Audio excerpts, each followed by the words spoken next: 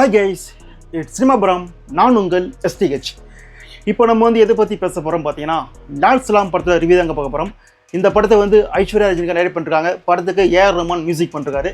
இந்த படத்தில் விஷ்ணு விஷால், விக்ராந்த், தம்பிராமையா, செந்தில், தங்கதுரை, விவேக் பிரசன்னா அப்படின்ற மாதிரி நிறைய பேர் நடிச்சிருக்காங்க.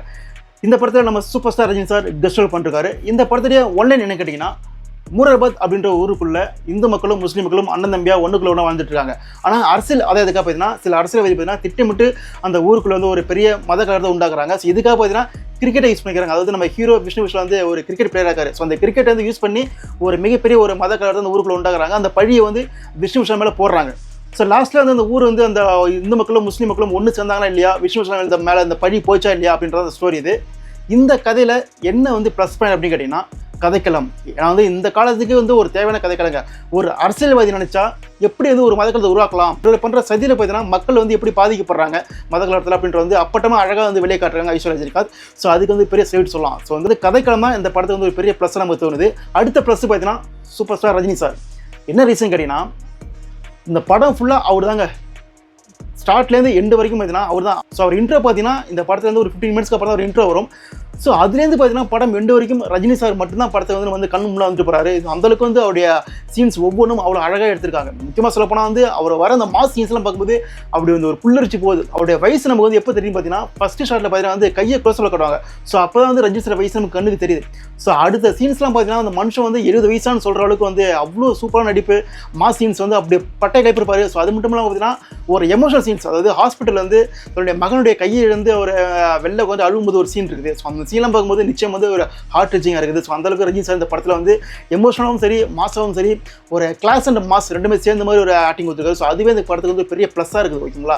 ஸோ ரஜினி சார் மட்டும் இல்லைனா இந்த படம் இந்த அளவுக்கு நம்ம உட்காந்து பார்க்க முடியுமா அப்படின்றத ஒரு பெரிய கேள்வி கிடையாது. ஸோ அந்தளவுக்கு தான் ரஜினி சார் அந்த படத்தை டாப்லேருந்து எண்டு வரைக்கும் படத்தை காப்பாற்றி போயிருக்காரு. ஓகேவா? அதுக்கப்புறம் வசனங்கள் பார்த்தீங்கன்னா இந்த படத்தை ரொம்ப ஸ்ட்ராங்காக இருக்குங்க. சொல்லப்போனால் ரஜினி சார் பேசுகிற நிறைய வசனங்கள் இந்த காலத்துக்கு தேவையானதாக இருக்குது. ஸோ அதுவே கதைக்கு ப்ளஸ்ஸாக தான் இருக்குது. ஓகேங்களா? ஸோ படத்துடைய மைனஸ் என்ன கேட்டிங்கன்னா, எங்கேயுமே விறுவிறுப்பு இல்லை. ஏன்னா கதைக்கெல்லாம் இந்து முஸ்லீமில் எப்படி பிரச்சனை உண்டாக்குது, அந்த பிரச்சனையை மக்கள் எப்படி ஃபேஸ் பண்ணணும் அப்படின்றத காட்டுறாங்க.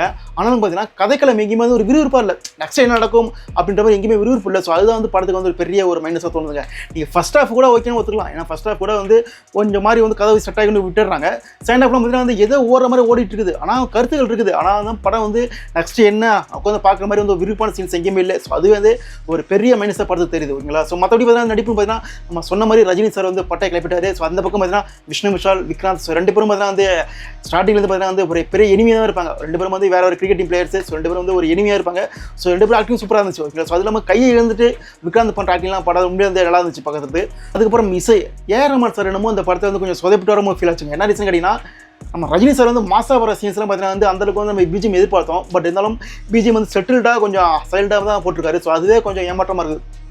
சொல்லப்போனால் ஒரு இன்ட்ரோ பார்த்தீங்கன்னா அந்த ஜலலி சாங் அந்த இன்ட்ரோ ஃபுல்லாக போட்டிருக்காரு. அவருடைய இன்ட்ரோ அந்த ஃபைட் முடிவு வரைக்கும் பார்த்தீங்கன்னா அந்த ஜலலி சாங்கே போட்டு விட்டுருக்காரு.